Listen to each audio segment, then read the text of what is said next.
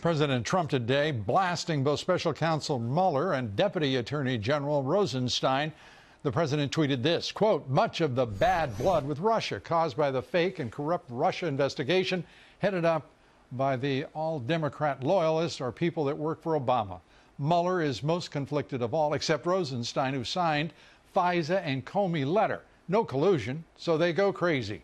Freedom Caucus Chairman Mark Meadows, referring to DOJ and FBI stonewalling, says Rosenstein should be held in contempt, and impeaching Christopher Wray, the director of the FBI, is, quote, "in the toolbox." You know, really at this particular point, I think that it's members of Congress who have a bigger problem with Rod Rosenstein, myself included, that he's not giving us the documents and he's not doing his job. And if he's not going to do the job, he needs to go and find one that he will do. And so the frustration with the AG and the deputy AG is probably more a focus of Congress, and it probably makes the president's dissatisfaction pale in comparison. Our next guest says there's sufficient basis to fire Rosenstein. Joining us tonight is Congressman Matt Gaetz. He serves on a number of key committees, including Judiciary, Budget, Armed Services. Congressman, good to see you. And is Mark Meadows right? Do you think that there is sufficient basis to move against Rosenstein?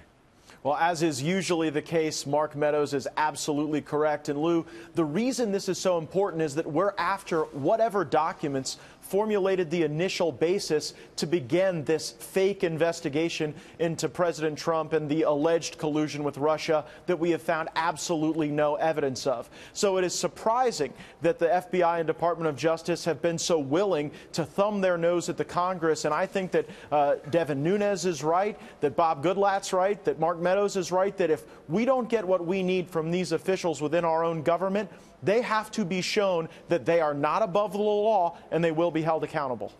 And holding them accountable is a tough thing. We're watching a special counsel right now who is going into the back, apparently has decided to turn a special counsel investigation into a complete and utter farce, not simply a futile investigation, but now farce. Going after Stormy Fields, Playmates, and the video. I mean, that was apparently behind the Mueller-inspired raid on the president's personal attorney. This is ignorance beyond belief. Well, and Lou, I think it's obvious to the American people that we are no longer investigating crimes or allegations of crimes. We are now just investigating people that some folks at the deep state don't like or think might be able to harm President Trump. But we really have got to restore the rule of law by focusing this investigation on whatever scintilla of truth it may be based on. And without the documents that provide the basis for the beginning of this investigation, we're unclear what direction it's heading at all. And I'm glad that President Trump is using the bully pulpit to defend himself. I think it's entirely appropriate for him to point out the hypocrisy at the Department of Justice, where they're going after his personal lawyer, for goodness sakes. Meanwhile, when it's Rod Rosenstein's conduct that's called into question, he hires one of his own employees to look after him. So that hypocrisy, I think, is not lost on the president, and it's fueling his frustration and anger. His frustration, his anger, which he is controlling admirably. I am not nearly such a person. I like the discipline and so many other good qualities that I wish were mine. But this is infuriating.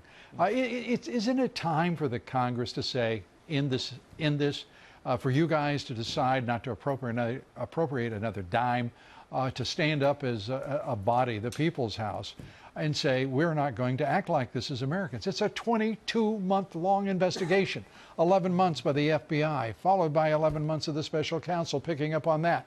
22 months, nothing.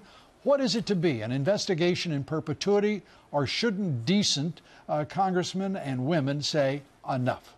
Well, you're absolutely right, and there are many reasons to justify the ending of the Mueller probe. One, as you've pointed out, is the fact that it has existed for more than a year when you combine it with what the FBI has done, and has produced not a scintilla of evidence. Another reason is that the Mueller probe is so infected with bias. The people serving on his team defended the Clinton Foundation. Mr. Weissman, his chief deputy, actually went to Hillary Clinton's election night party. So a lot of reasons to end the probe, and I want to call Mueller in, and I want to hear what he's got. And if there's no evidence, let's wrap this up and move on with the business of the country, Lou.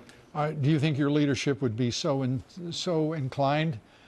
They're getting there. I mean, look, we see movement with our leadership. The majority leader, Kevin McCarthy, the majority whip, Steve Scalise, all calling on the appointment of a second special counsel to look into the very investigators who are making these false claims. And so I think we're seeing movement in the leadership, and we could use a lot more. Speaking of leadership, I've left about 20 seconds for you to react to Paul Ryan's resignation that apparently isn't immediate. He wants to hang around a while as a lame duck. Well, Speaker Ryan has served for a number of years admirably here in the Congress, and I just wish the best for him and for his family. And as is typically the case for a vibrant democracy, we're going to have new blood in leadership, and I'm very excited about that as well.